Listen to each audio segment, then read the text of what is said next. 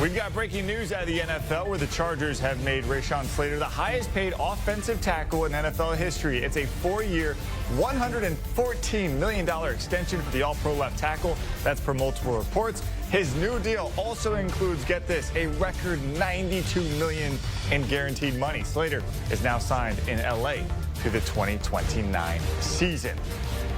All right, and with that, let's bring in Emory Hunt, who, of course, has the Chargers helmets properly displayed for this segment here.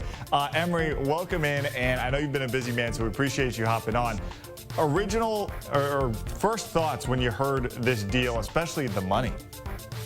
Makes sense to get ahead of the curve, unlike what we're seeing in Dallas or Cincinnati, right? So if you identify a true talent that's a cornerstone of your football team, get out in front of it, pay him now, because 3 years from now, it'll look like a bargain. And then when you have to go back at the table maybe 3 years from now you can kind of figure out where he is as a pro and how much you want to spend. But it's always smart to get ahead of the curve, especially at these cornerstone type positions. He's a significant player for this Chargers offense. You mentioned significant. How significant? Because everyone will look at this money and go, that's a lot of money. Is Slater, who is now the highest paid offensive tackle in NFL history, is he deserving of this deal?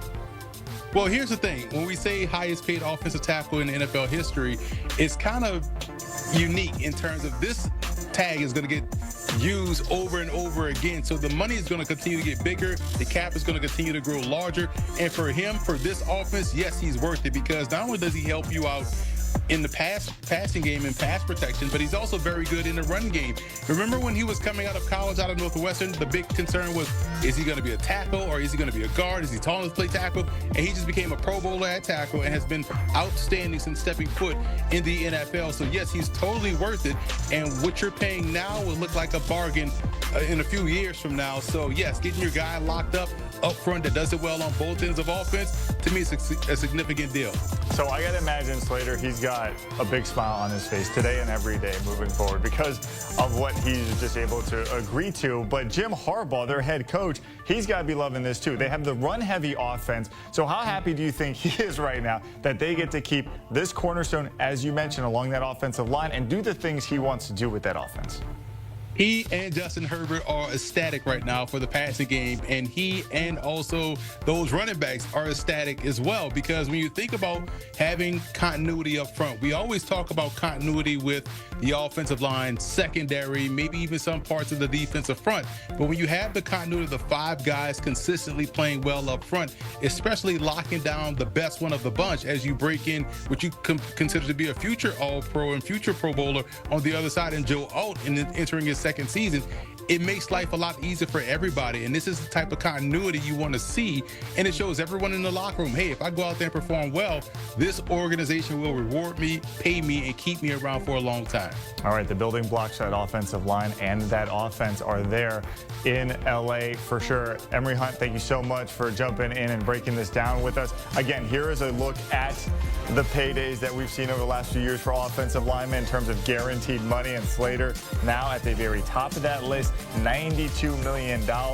He surpassed Tristan Wirfs in Tampa, Penei Sewell in Detroit, Trey Smith in KC, and Christian Darrisaw there in Minnesota. Again, the breaking news here, Rashawn Slater agreeing to a 4-year, $114 million.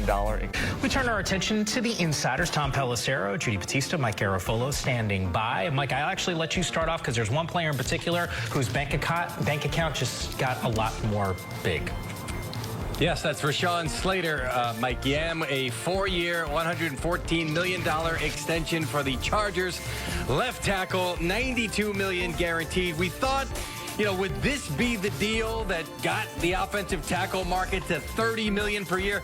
Not quite. Gets to $28.5, but he is now the highest paid left tackle. Our guy Daniel Jeremiah, who does those Chargers games for radio, said, quote, Slater is a stud, excellent all-around left tackle with elite smarts and toughness. He plays hurt, never complains. Is a great example for young guys on the team. Happy for him and the Chargers. He has been all over Rashawn Slater since he was a draft prospect and wound up there with the Chargers. So, yeah, there have been offensive tackles that have gotten paid recently. There are more to come as well. But Slater setting the high mark on at the position at $28.5 million. per year. It's QB1 with the LA Chargers. Practice maybe ended an hour ago. Justin Herbert greeting the fans, stretching, making sure to get your lift in. How's your body feeling this offseason? Yeah, doing well. Thankfully we've got such a great, strength staff that really take, full advantage of all the great equipment and programs we have here. And heading into the season feeling good. Yeah, no, so they're talking about what happened after practice. You guys were doing conditioning, and I haven't seen that from a team ever, where everybody split up and was doing a little bit different conditioning. Talk to us about that. Yeah, so they gave us 4 options of what kind of conditioning drills we wanted to do based on, how you feel, and whether it's acceleration, whether it's, straight cardio or long distance striders. It's just picking something that you feel that you need to work on and giving us that opportunity. And what is the thing that you like to work on? Cardio. So running 25 yards back. Because just long drives. We're thinking long drives, eating up a lot of clock. You got to have your cardio up. Yep, got to be able to run the ball, get back to the sideline, do everything we can. So I've had a lot of conversations, like I said, with a bunch of teammates, some people in the training room, and they said, Justin, that you are on a whole nother level. Khalil Mack said himself, he's like, bro, I've been in this league for a long time, and I have never seen somebody this locked in, look this way. What switched for you, Justin? What was that turning point for you where now you have guys around you that's like, bro, he's on a whole nother level? Yeah, well, I appreciate that, and that's awfully nice of Khalil to say, and I think it's really easy for us to take a look at that, and because we've got guys like Derwin James and like, Khalil Mack leading the charge, and, there's nothing but to be locked in like that. They demand that from everyone, and that's my responsibility as a quarterback, as a leader on this team, to give everything that I have. Obviously, it didn't go our way, and, no one feels worse than I did last year, but we had a great opportunity to come back this offseason, put in all this work, and another chance to go play football. We got an opportunity to talk to your head coach today, and always an enlightening conversation when you talk to Jim Harbaugh. What are some you know what? Here, take my mic. Take my mic. Justin says, take my microphone. This family right here. What's up, y'all? Derwin staying after practice as well. This from a fan, bro. Wow. Oh, it's so nice. It's Justin Herbert's face. Here, do you want us to ask this person the question instead? He doesn't look That's very a good happy. look. I need this. I'm going to take it. We spoke with Jim Harbaugh, and he's just so high on what you bring to the team. But I am wondering about how you yourself have changed the way you've tried to push your teammates. You're trying to get everybody lifted to a point of a playoff win, of pushing into the playoffs. How have you maybe changed the way that you are approaching your teammates to make sure that you guys are the new standard in the league? Yeah, and it starts with what we did last year. I thought we did a lot of great things last year, and, there's still so much room for improvement for us, and especially me at quarterback and everything that I can do offensively, and having a second year in this offense, we're already steps ahead of where we were last year, and now it's just fine-tuning that, really understanding exactly what Greg Roman wants when he calls a certain play, and I think we've done a great job of that in OTAs and heading into camp so far.